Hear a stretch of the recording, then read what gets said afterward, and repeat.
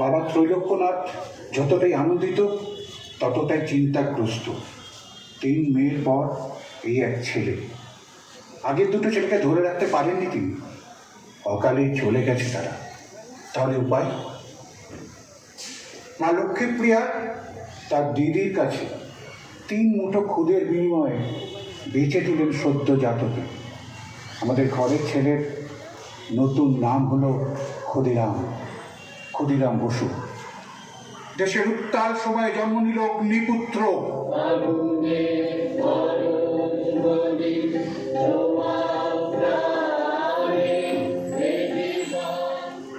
মাত্র 6 বছরের মধ্যে ক্ষুদিরাম বাবা মাকে হারিয়ে চলে আসে দিদির কাছে। জামাইবাবু ভর্তি করে দেন মেদিনীপুরের তমলুকের হ্যামিল্টন হাই স্কুলে। কিশোর ক্ষুদির সামনে নতুন পথের দিশা।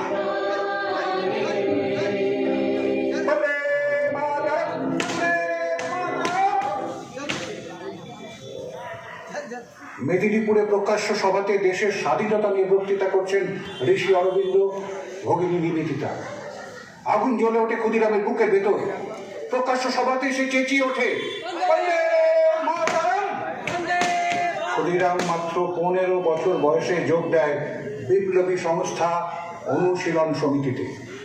ব্রিটিশ শাসন বিরোধী পুস্তিকা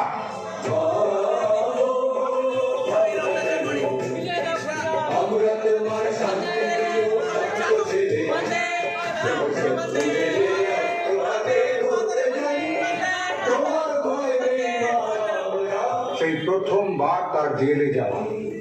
তারপর 16 বছর বয়সে আবার সে কাঙাল মায়ের দামাল ছেলে, এবার তার সঙ্গী প্রফুল্ল চাকমা। সরিয়ে দিতে হবে অত্যাচারী কিংসফোর্ডকে।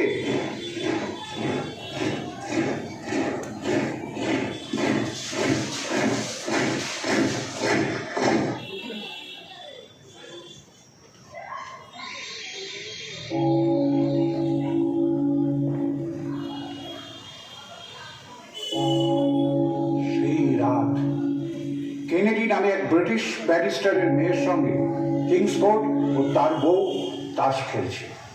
রাত 8:30।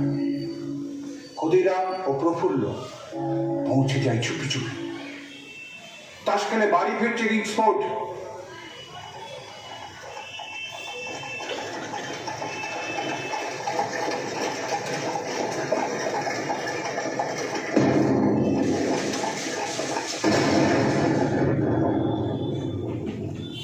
আবারও ভুল হয়ে যায়। কিংসফোর্ড আর মিসেস কেনেডির গাড়ি দেখতে ছিল একই রকম। ভাগ্যের পরিহাসে কিংসফোর্ড বেঁচে যায়। মিসেস কেনেডি গুরুতর আঘাতের ফলে মারা যান। কিন্তু ক্ষুদিরাম আর প্রফুল্ল কোথায় তখন? ওরা ততক্ষণে 25 মাইল পায়ে হেঁটে পৌঁছে গেছেন বিহারের ওয়াইলি স্টেশনে। কিন্তু শেষ রক্ষা হয় না। খুব জল তেষ্টা পেয়েছিল আমাদের ক্ষুদিরাম। 1 গ্লাস জল খেতে চেয়ে নজরে পড়ে যায় সে। গ্রেপ্তার হয় অগ্নিপুত্র।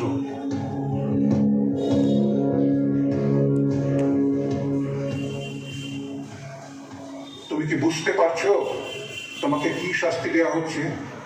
আমি রায় বুঝেছি বলছি, আমি রায় বুঝেছি জন সাহেব। করতে আমি ভয় পাই না। সময় পেলে আমি আপনাকেও বোমা বানানো শিখিয়ে দেবো। বন্দে মাতরম, বন্দে মাতরম। यदा यदा हि धर्मस्य ग्लानिर्भवति भारत अभ्युत्थानम् अधर्मस्य तदात्मानं सृजाम्यहम्। परित्राणाय साधूनां विनाशाय च दुष्कृतं धर्म संस्थापनार्थाय संभवामि जुगे जुगे।